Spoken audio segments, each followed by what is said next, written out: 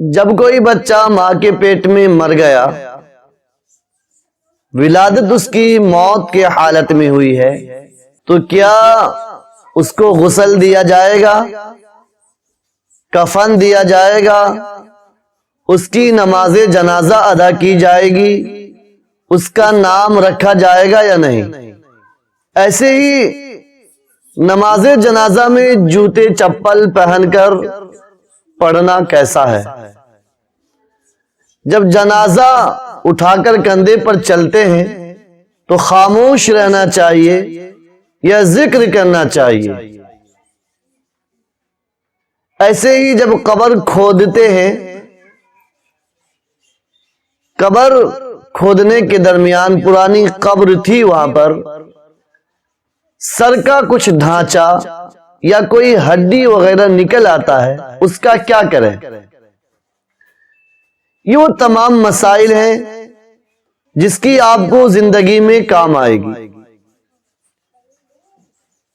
یہ کام آنے والے مسائل ہیں، اس لیے غور و فکر سے سنیں۔ نمبر 1 پر میرے ہی عزیز حافظ سعید صاحب بارہ بنکی سے سوال کر رہے تھے کہ بچے کی ولادت اس حالت میں ہوئی ہے کہ وہ مرا ہوا پیدا ہوا، تو اس کا کیا احکام ہے؟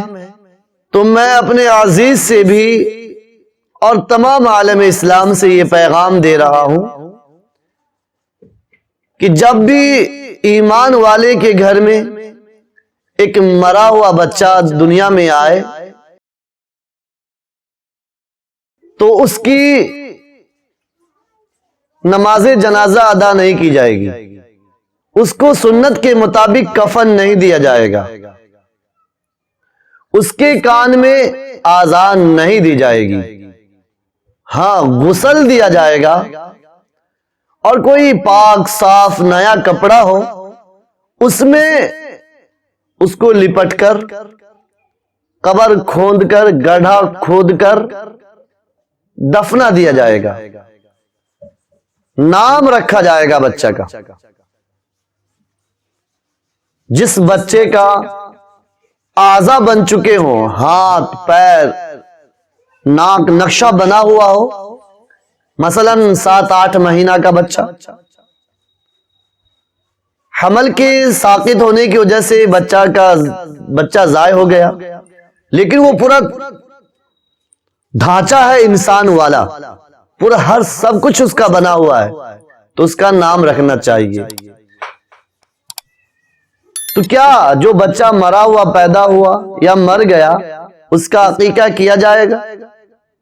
نہیں، اس کا عقیقہ نہیں کیا جائے گا۔ کرنے کی 2 باتیں ہیں، ایک نام رکھا جائے گا، دوسرا غسل دیا جائے گا۔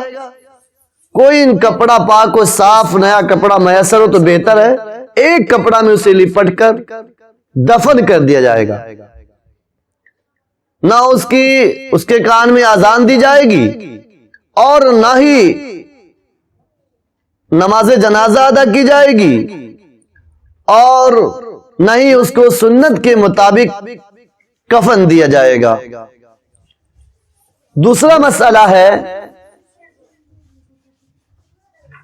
کہ نماز جنازہ جب پڑھتے ہیں تو بہت سے لوگ خاص طور سے ان مہینوں میں، سردی کے مہینے میں، نئے نئے جراب پہنے ہوئے ہوتے ہیں، موزے پہنے ہوئے ہوتے ہیں، نکالے تو موزہ گندا ہو جائے گا، پرا گندا ہو جائے گا، مٹی لگ جائے گی، دھول لگ جائے گی، اس لیے وہ جوتا نکالنے کے لیے وہ راضی نہیں ہوتے۔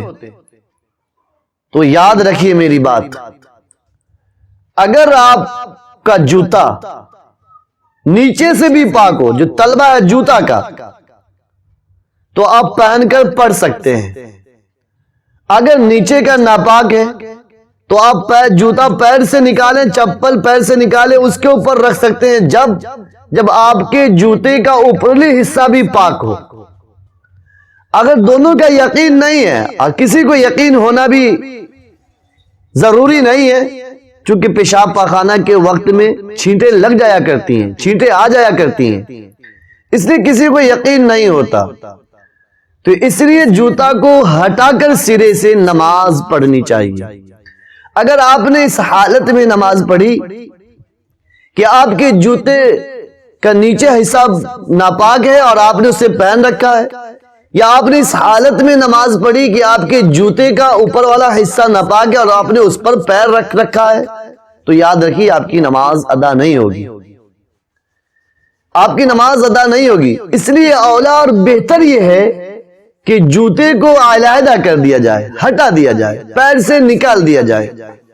اگر میری بات سمجھ میں آ رہی ہو تو دعاؤں سے نوازیں گے اور دعا کریں گے کہ اللہ مجھے دین کی خدمت کے لیے قبول فرمائے۔ حاضرین، تیسرا مسئلہ ہے کہ جب میت کو اٹھا کر لے کر چلتے ہیں، کندھے پر لے کر چلتے ہیں، تو میں اپنے علاقے میں، ہر علاقے تو میں نے مشاہدہ کیا نہیں ہے، دیکھا نہیں ہے، لیکن میں اپنے علاقے کی بات یہ کرتا ہوں کہ یہاں زور زور سے لوگ پڑھیں گے، زور زور سے، اشہد ان لا الہ الا اللہ، اشہد ان لا الہ الا اللہ، کوئی کلمہ لا الہ الا اللہ محمد الرسول اللہ کا ورد کرے گا۔ اٹھاتے وقت تو ہر کوئی زور سے پڑھنا چاہتا ہے، اور میں نے ایک جنازے میں شرکت کی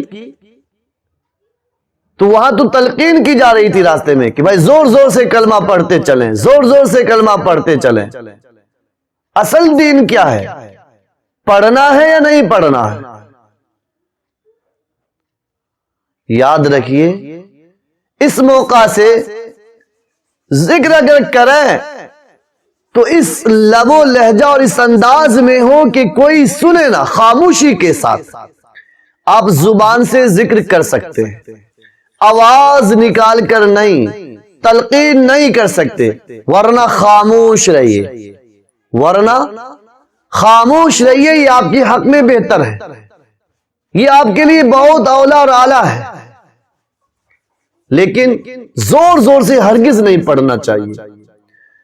آقا مدنی صلی اللہ تعالی علیہ وسلم سے ثابت نہیں ہے زور سے پڑھنا، صحابہ سے ثابت نہیں ہے زور سے پڑھنا، تابعین اور تبع تابعین سے ثابت نہیں ہے زور سے پڑھنا، اس لیے زور سے پڑھنے سے پرہیز کریں۔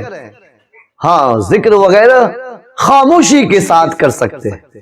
جب نماز جنازہ کے لیے کھڑے ہوتے ہیں، صف بندی کی جاتی ہے، تو صفوں میں طاق یعنی 3، 5، 7 کا اعداد ہونا چاہیے، یہ بہتر ہے، اس کا خیال رکھنا چاہیے۔ طاق ہو، 3 ہو، 5 ہو، 7 ہو، اس طریقے سے صفوں کا خیال رکھنا چاہیے، یہ بہتر اور اولا ہے۔ جب جنازے میں شریک ہو جاتے ہیں تو کنہی حضرات کی بلکہ بے شمار لوگوں کی بے شمار مرتبہ تکبیرات چھوٹ جاتی ہے۔ یہ تکبیرات فرض کفایہ ہے، فرض عین ہے۔ نماز جنازہ میں تکبیرات کا کہنا فرض ہے، نماز جنازہ فرض کفایہ ہے۔ اب کسی کی تکبیرات چھوٹ جاتی ہے، اگر امام کو یا وارثین کو اس بات کا علم ہو کہ تکبیرات چھوٹ گئی ہے، تو 2، 4 سیکنڈ، 10 سیکنڈ، 15 سیکنڈ تاخیر کر کے اٹھائیں، تاکہ جن کی تکبیرات چھٹی ہے وہ اپنی تکبیرات دعا، ثنا اور درود کے ساتھ ادا کر سکے۔ اگر کنہیں کو علم نہیں ہے یا مہلت نہیں دینا چاہ رہے ہیں، تو پھر جن کی تکبیرات چھٹی ہے وہ جلدی جلدی میں بغیر دعا کے، بغیر درود کے، بغیر ثنا کے، جلدی جلدی آپ کی جتنی تکبیرات چھٹی ہے، جنازہ کو سامنے سے اٹھنے سے پہلے پہلے آپ کو تمام تکبیرات ادا کر لینی ہے۔ اگر مہلت مل جائے تو جس طریقے پر نماز جنازہ پڑھی جاتی ہے ایسے ادا کرنی ہے، اور اتنا مہلت نہ ہو، جنازہ اٹھا لیا جائے سامنے سے تو عجلت کے ساتھ، جلدی کے ساتھ پے در پہ آپ تکبیرات کہہ سکتے ہیں، اس سے بھی آپ کی نماز جنازہ ہو جائے گی۔ جب قبر کھودا جاتا ہے، قبرستان میں ایک جگہ پر کئی مردے دفن کیے جاتے ہیں، میت دفن کی جاتی ہے۔ ایک پرانی قبر ہے، اس کا علم نہیں تھا، اب وہاں پر قبر کھودی گئی تو سر کا کھوپڑی یا ڈھانچہ سامنے آیا، یا کوئی ایسا ہڈی سامنے آ گیا، نکل گیا۔ اب اس کا کیا کرنا ہے؟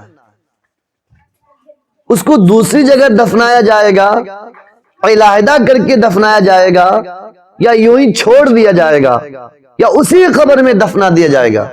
یاد رکھیے میری بات، یہ باتیں آپ کو کام آئے گی انشاءاللہ۔ یہ باتیں آپ سے شیئر کر رہا ہوں، ان چیزوں کی وقتاً فوقتاً آپ کو ضرورت پڑے گی۔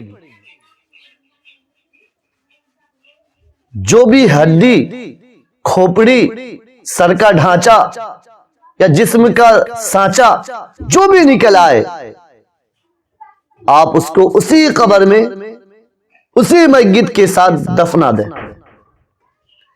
علیحدہ سے دفنانے کی ضرورت نہیں ہے، اور علیحدہ قبر میں رکھنے کی بھی ضرورت نہیں ہے، وہ پہلے سے ہی وہاں پر ہے، اس لیے اس کی ہڈی کو اسی قبر میں اسی میت کے ساتھ دفن کیا جائے گا۔